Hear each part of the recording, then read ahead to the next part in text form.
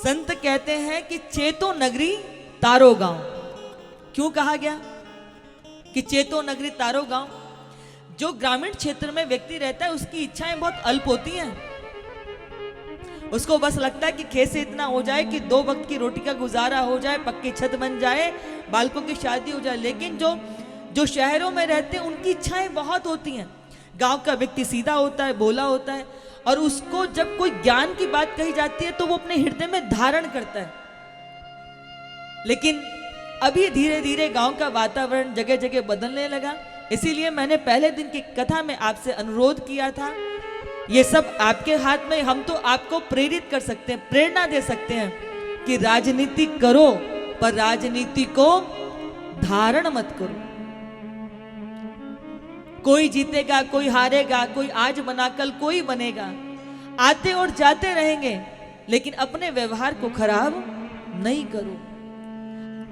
आप जैसे घर के बाहर गंदा पानी हो, मटमैला पानी हो, कीचड़ वाला पानी हो, पीने में प्रयोग तो नहीं आता, पर आग लगे तो बुझाने में तो काम आता है ना। पड़ोसियों को बदल तो नहीं दोगे ना, गांव वालों को छोड़ के भाग तो नहीं जाओगे ना। तो इसीलिए ऐसा विचार जो आपके मनों में भेद डाल दे, ईर्ष्या द्वेष का जो आपको पात्र बना दे, वो आचरण नहीं करिए। गांव को सुंदर बनाइए, खूब यहां फुलवारी लगाइए कि लोगों को बाहर जाने की लालसा क्यों रहे। लोग कहते हैं कि दान करो, पुण्य करो, बोले किस लिए? ताकि स्वर्ग मिल जाए। पर परम पूज्य दीदी मात कहती हैं, इतना सत्कर्म करो कि इतना सुंदर अपना बनाओ कि इस धरती पर ही स्वर्ग उतार लो, तुम्हारा घर ही स्वर्ग बन जाए। उसके लिए सत्प्रयत्न करो। और वो स्वर्ग कब बनेगा? स्वर्ग कब बनेगा? जब आप संपूर्ण गांव को अपना घर समझेंगे। मात्र घर में बुहारी नहीं लगानी, मुझे अपने घर की गली को भी स्वच्छ रखना है, मुझे बाहर गंदगी नहीं करनी।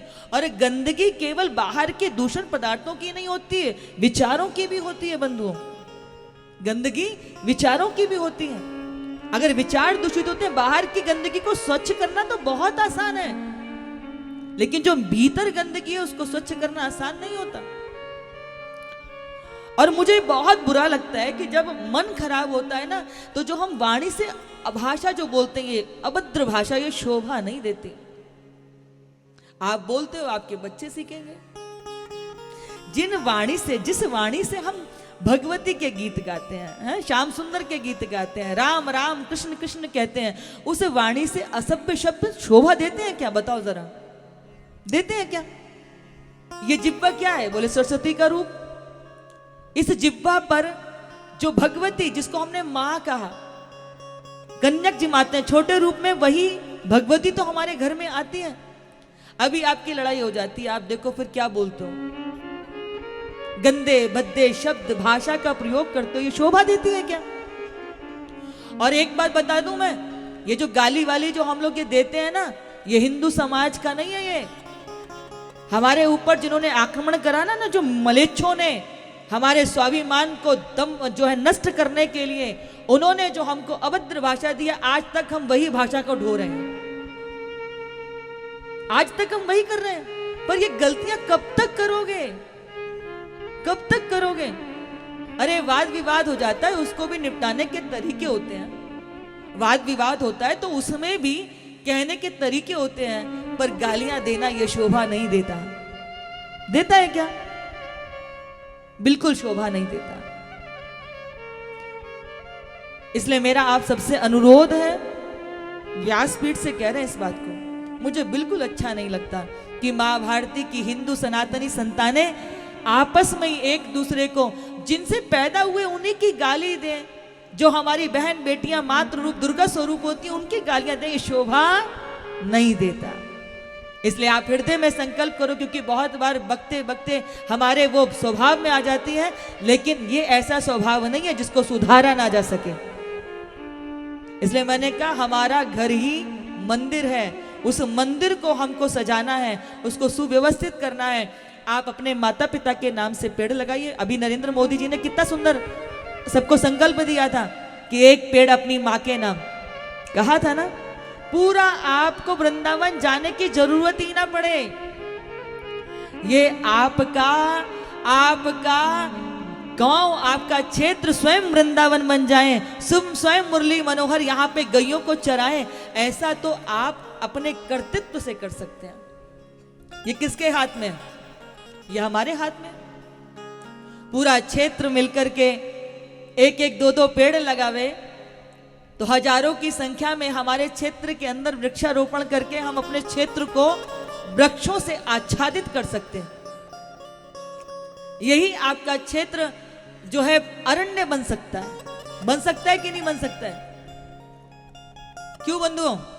अगर हम अपने क्षेत्र में, हम ये नहीं कह रहे कि 1000 पेड़ आप लगाओ, 100 पेड़ आप लगाओ, हम तो ये कह रहे हैं कि एक एक पेड़ स्वयं लगाइए और संकल्प ले लो कि हर बार वर्षा ऋतु में हम अपनी भूमि के ऋण को चुकाएंगे, हम अपने आने वाली संतति के लिए अच्छे छायादार घने फलदार वृक्ष लगा करके देंगे, ताकि हमारी संतानों को भी खूब सुंदर वातावरण, पवित्र वातावरण, ऑक्सीजन युक्त वातावरण प्राप्त हो। आप कितने भी क्रोध में क्यों ना हो, पर आपके पास यदि हरितमा होती है ना, सुंदर वृक्ष लगे होते हैं, पेड़ फूल पैदा लगे होते हैं, आपको इतना पॉजिटिव, आपको इतना सुख मिलता है कि नहीं मिलता?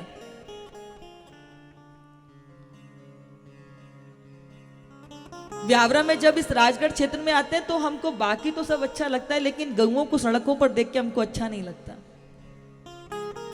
और यहाँ हमारे बीच में आज रामचंद्र जी बैठे हुए हैं। वैसे ये बहुत सक्रिय व्यक्ति हैं, राजनीति में पद मिले ना मिले, पर मुझे ऐसा लगता है कि व्यक्ति को समाज सेवी बनना बहुत बड़ी बात होती है।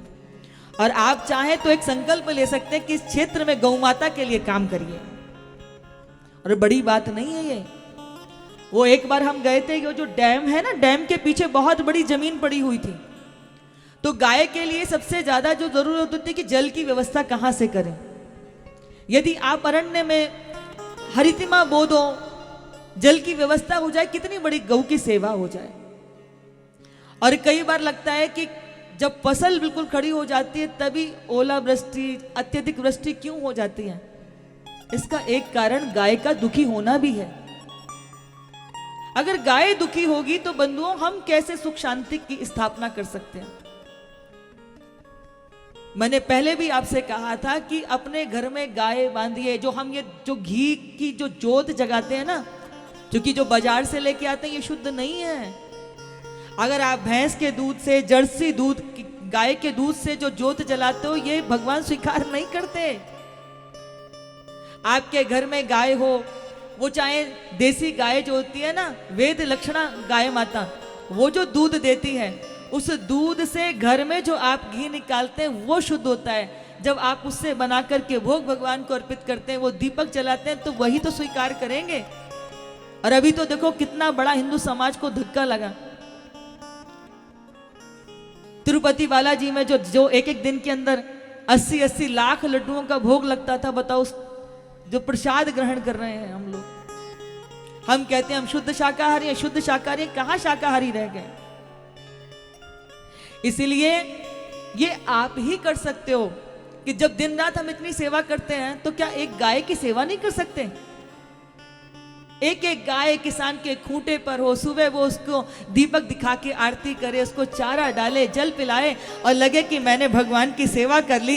ये हृदय के अंदर भाव आ जाए तो देखो फिर कौन स्वर्ग जाने की बात करेगा। स्वर्ग धरती पर यहीं पर ही होगा कि जहां घर घर गाय रमा रही होगी। हाँ, सुबह दीपक जलाओ, शाम को घर में दीपक जलाओ गाय के घी का।